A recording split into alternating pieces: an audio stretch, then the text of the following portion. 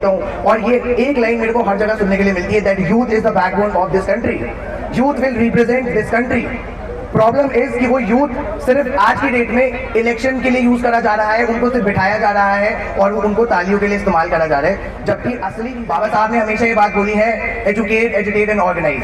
अब एजुकेशन का असली मतलब हम समझ गए कि हमें अवेयर होना है। ऑर्गेनाइज रहने का असली मतलब सिर्फ ये नहीं है कि हमें स्लोगन्स लगाने हैं, रैलीज में आना है या फिर और ऐसे पॉलिटिकल एजेंडा में ही आना है। ऑर्गेनाइज रहने का असली मतलब ये है ना ही आप खुद आगे बढ़ाएं बल्कि अपनी सोसाइटी को भी अपने साथ लेके आगे चले, एक ऑर्गेनाइजेशन क्रिएट करें।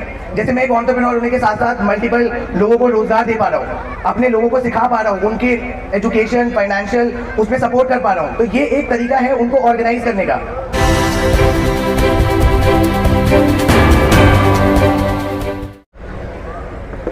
आज मैं as a youth, as an entrepreneur आप लोग के सामने खड़ा हूँ और उनको रिप्रेजेंट कर रहा हूँ और कुछ बातें आपसे करने जा रहा हूँ।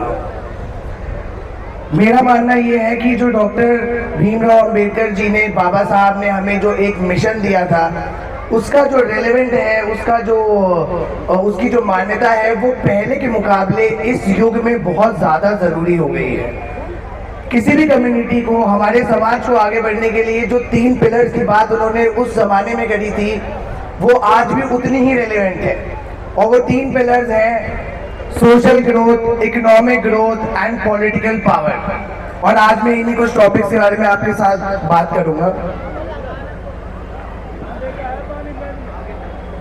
जब उन्होंने हमारे लॉज लिखे थे तो ना ही उन्होंने हमें एक रास्ता दिया बल्कि उन्होंने हमें एक रोड मैप भी दिया था। A roadmap for employment, a roadmap for quality and a roadmap for self-respect.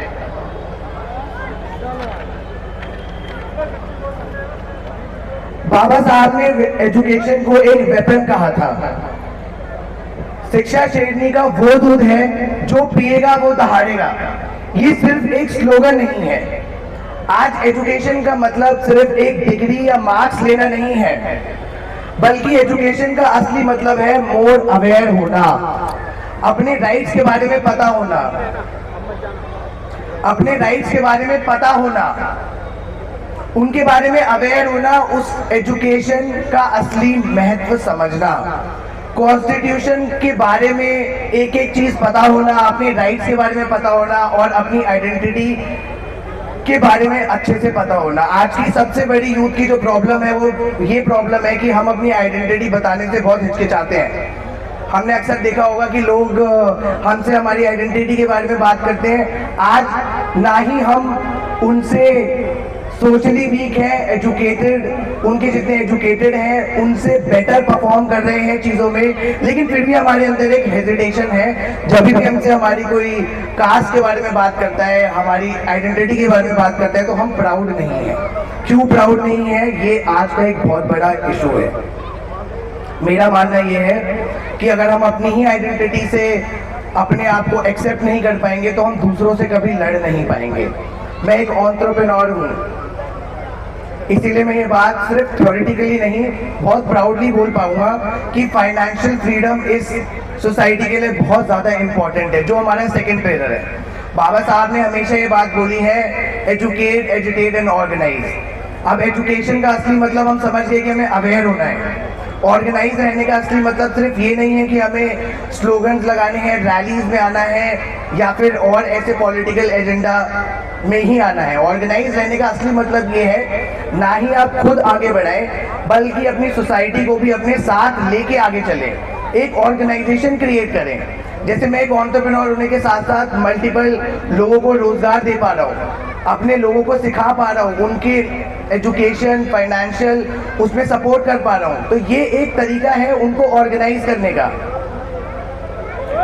आज मैं देख पा रहा हूँ कि ये एक ऐसा मंच है जहाँ पे मैं ये सोच के आया था कि आज के इस युग में ये पूरा का पूरा पार्क युवाओं से भर चुका होगा, लेकिन अगर अपने आप आसपास देखें तो सिर्फ 10 से 15% युवा ही हैं। और ऐसा क्यों है? मेरे पापा मेरे को हर जगह लेके जाते हैं, मैं आता हूँ उनके बीच में देखता हूँ, और ये एक लाइन मेरे को हर जगह सुनने के लिए मिलती है, that youth is the backbone of this country, youth will represent this country. Problem is कि वो यूथ सिर्फ आज की डेट में इलेक्शन के लिए यूज करा जा रहा है, उनको सिर्फ बिठाया जा रहा है और उनको तालियों के लिए इस्तेमाल करा जा रहा है, जबकि असली रीजन ये है अगर 75% population SC ST OBC 80% population SC ST OBC है तो हमारे जो मेन डिसीजंस ले रहे हैं वो भी हमें ही बनना पड़ेगा। अगर वो हमारा दुख समझेंगे ही नहीं, हमारी प्रॉब्लम समझेंगे ही नहीं, हमें जॉब नहीं देंगे, हमारी अच्छी अपॉर्चुनिटीज नहीं देंगे, तो हम कल को किसको ब्लेम करेंगे, खुद को या उनको? तो ये एक बहुत बड़ा सोचने का विषय है।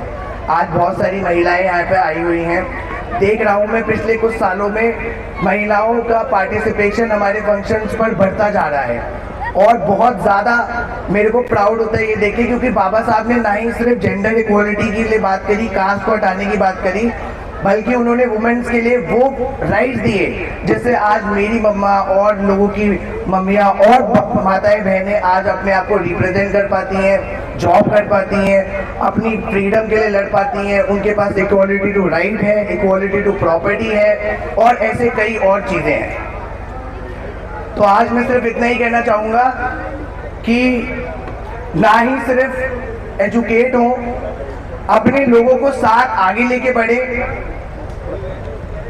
एजुकेशन का सही मतलब समझें, अवेयर रहें, अपने राइट्स के बारे में और लर्न करें। सिर्फ जॉब्स लिमिटेड है उससे हमारा यूथ आगे नहीं बढ़ेगा। आज की डेट में हमें क्रिएटर बनना पड़ेगा, एंटरप्रेन्योर बनना पड़ेगा, जॉब्स क्रिएट करनी पड़ेंगी और ये मानना पड़ेगा कि कल को कोई ये ना बोल दे कि भाई तुम तो सिर्फ कोटे से आगे आए हो, क्योंकि हम किसी से कम नहीं हैं। हम वो हर चीज़ कर सकते हैं जो वो कर सकते हैं और उनसे बेटर कर सकते हैं। एक व्यक्ति को चांस मिला तो उसने इस कंट्री का पूरा संविधान लिख दिया और आज उसको सिंबल ऑफ नॉलेज के नाम से पूरी देश में, पूरी विश्व में जाना जाता है। तो इसी के साथ मैं उनको याद करते हुए इस बहुत ही खूबसूरत प्रोग्राम की लिए बहुत मंगल कामनाएं, बहुत बढ़िया जाए और ऐसे ही सपोर्ट करते रहे यूथ को। बहुत बहुत धन्यवाद। ये अभिषेक इनके लिए सम्मान देने के लिए हमारे कमेटी के जो है कमल सिंह और मेघराज और अध्यक्ष जी जो है इसको मोमेंटो देकर के बच्चे को सम्मानित करें, इसके लिए जोरदार क्लैपिंग। ये शुरुआत है और इसका ये तीसरा स्पीच है। इसी तरीके से आपके बीच में एक से एक परफॉर्मेंस हमारे बीच में आएंगी। मैं इसी के साथ बुलाना चाहता हूं हमारे मानसिक मिशन 26+ की पूरी टीम, हमारे किशोरी सिंह भाई साहब, एडवोकेट चमन जी, भीम कासना जी, एडवोकेट